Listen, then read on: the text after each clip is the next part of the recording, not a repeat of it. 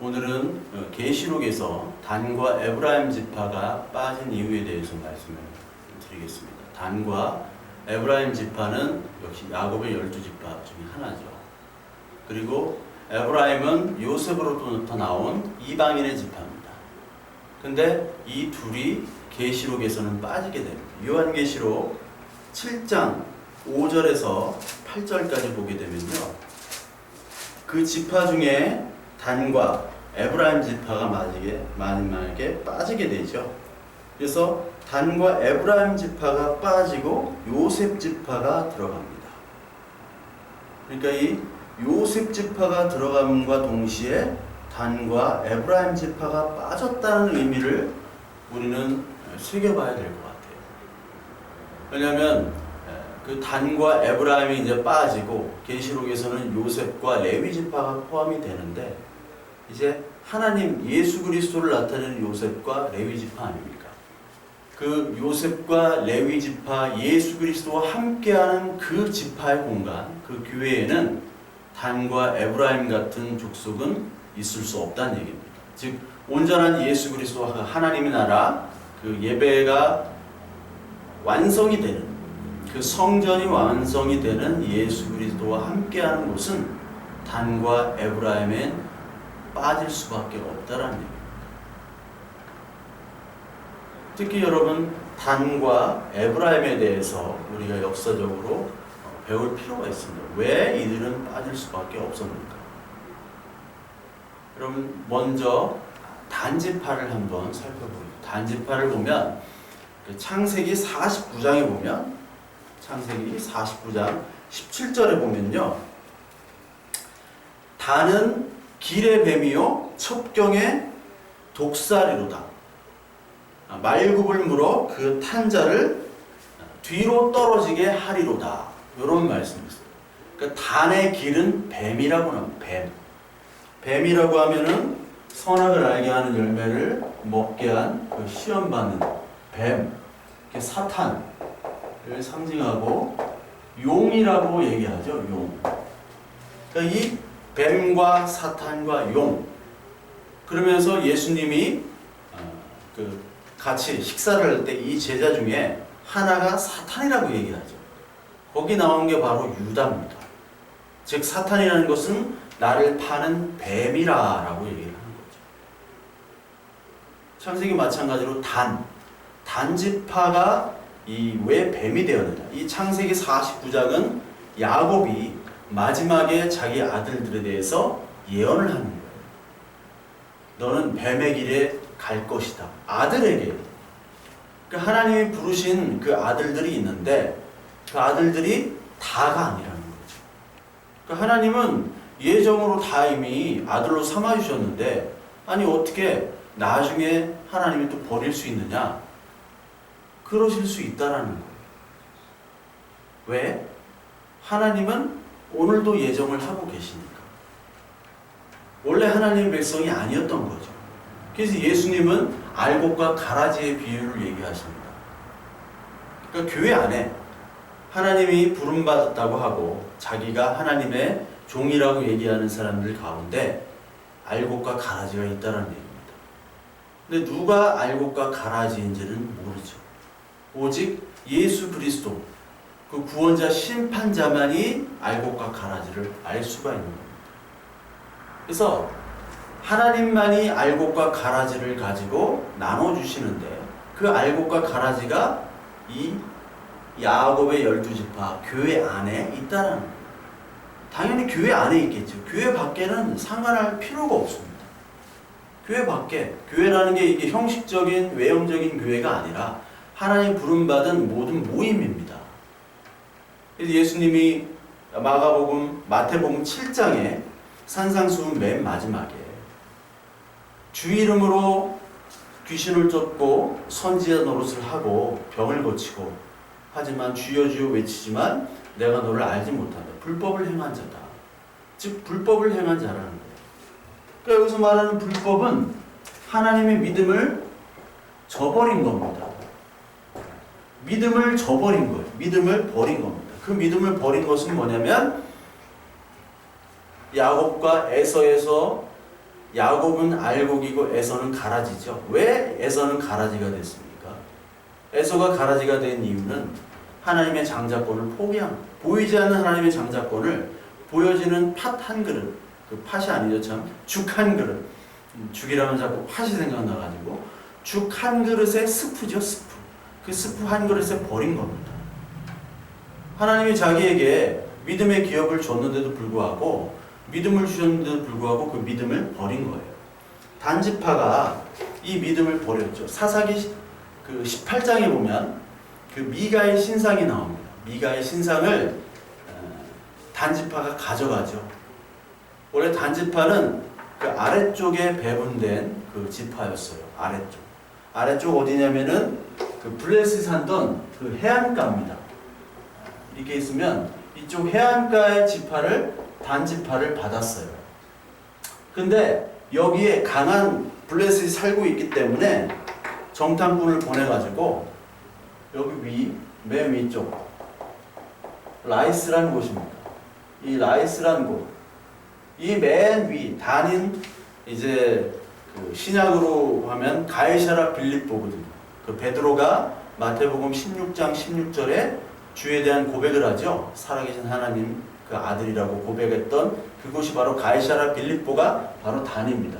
이 라이스로 가지고 그 주민들을 다 내쫓고 거기를 차지하게 되죠.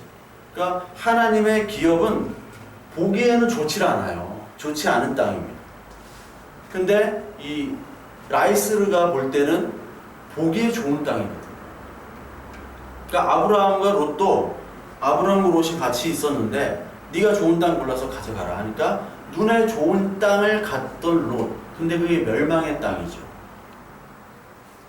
그게 바로 불신의 땅이고, 그러니까 단은 라이스로 가서 단으로 이름을 고치고 성도 짓고 자기 힘대로 열심히 살았지만 결국 멸망당하는 족속이 되어버립니다. 하나님과 관계없는, 거기서 열심히 정탐하고 분석하고, 우리가 장사나 사업이나 기업을 할 때 열심히 분석하고 시장 분석하고 거기서 열심히 노력해서 돈을 벌잖아요. 그것처럼 열심히 했을 거라고요. 한번 잘 살아보자 해서. 근데 그것이 하나님의 기업과는 전혀 다른 일들이란 말입니다.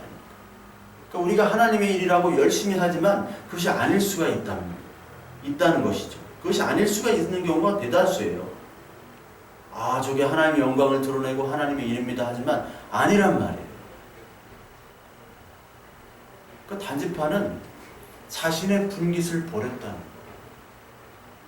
그래서 이 단지파는 뱀이면서 하나님의 자녀로부터 버림받은 사람이 되는 거죠. 그런 족속이 되는 겁니다. 그리고 에브라임은 르호보암과 여로보암이 남북으로 나누죠. 그러니까 르호보암은 남쪽 왕이 되고 북쪽 왕은 여로보암 왕이 됩니다. 그 북쪽의 주 지파가 바로 에브라임입니다. 남쪽은 유다 지파, 북쪽은 에브라임. 근데 에브라임은 문제가 많았어요. 특히 사사기 12장에 보면 이 땅에 계속 시비를 거는 게 에브라임입니다. 암몬과의 전투 때 왜 우리를 부르지 않았느냐, 왜 네가 혼자 가가지고 너 혼자 승리를 독시겠냐 해가지고 시비를 겁니다.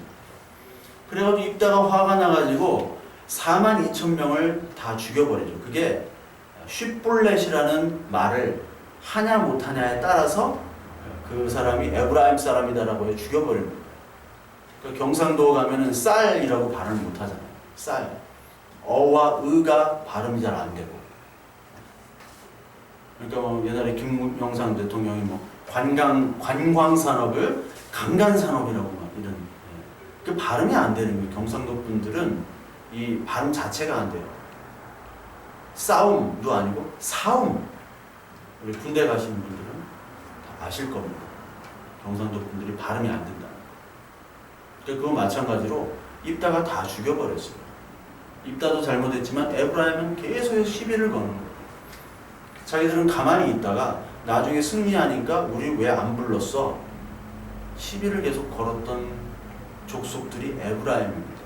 그 에브라임이 북쪽 이스라엘이 돼가지고 하나님과 전혀 관계없는 일들을 했던 게 바로 에브라임이에요. 그래서 호세아서 13장에 보면 에브라임이 자기를 높였다. 범죄를 하고 우상을 하고 그리고 그 우상을 만들어서 섬겼던 족속, 대표적인 족속을 바로 에브라임이라고 얘기를 합니다. 물론 그 에스겔서 48장에 그 지파가 분배가 되는데 거기는 단과 에브라임이 나와요. 그러니까 구약에서는 단과 에브라임이 다 나옵니다. 근데 이제 예수 그리스도께서 온전한 심판자로 오신 후에는 에브라임과 단과 같은 족속들은 이제 심판의 대상이 된다는 겁니다.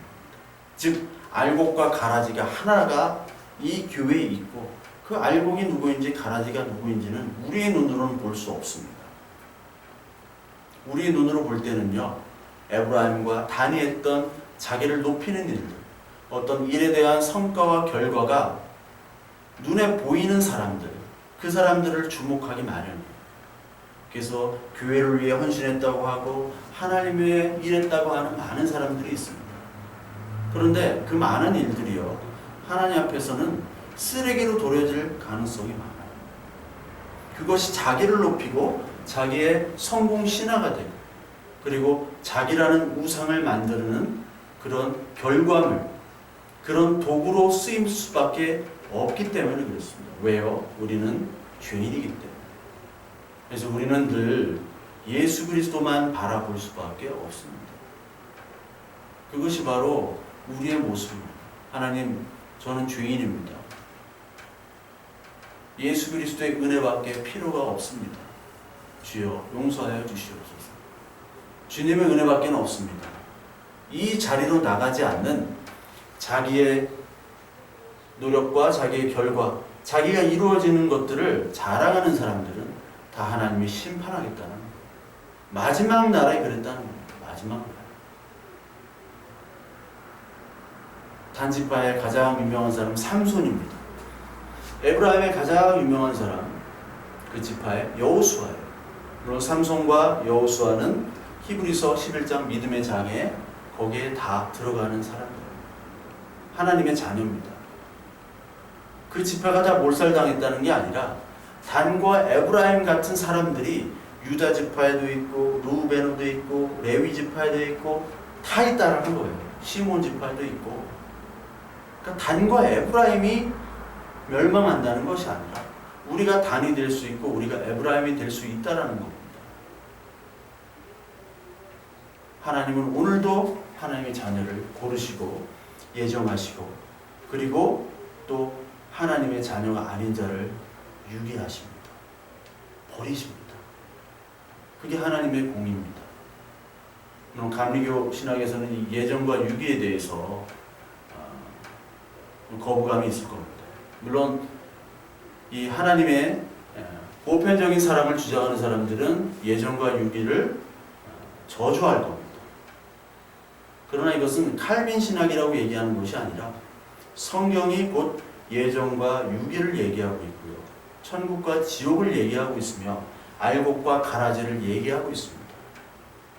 창세전부터의 예정이 오늘도 예정하고 계시고 앞으로도 예정하고 계시고 그 예정의 시간은 우리가 알지 못합니다. 우리가 할 일은 하나님, 저는 단과 에브라임 같은 사람입니다. 그러나 하나님의 은혜로 우리들을 용서하여 주시고 예수 그리스도의 피 앞에서는 우리가 자랑할 것이 아무것도 없습니다. 우리가 이만큼 노력하고 이만큼 결과를 가져왔지만 이것들은 아무 소용이 없습니다. 그 고백밖에는 우리가 들을 수밖에 없는 것입니다. 그 고백으로 단과 에브라임 지파가 아닌 정말 하나님의 사랑하는 자녀가 되는 저 여러분들 되시기를 간절히 부탁드립니다.